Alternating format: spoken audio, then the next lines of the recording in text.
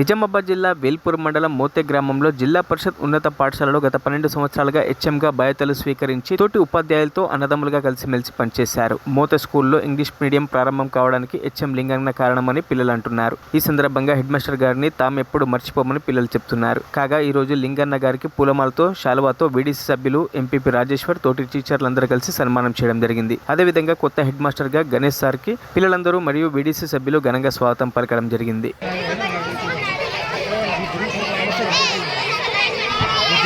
VDC విద్యా committee member మరొక member అయినటువంటి శ్రీ సేనాపతి గారిని వేదికపైకి సవినయంగా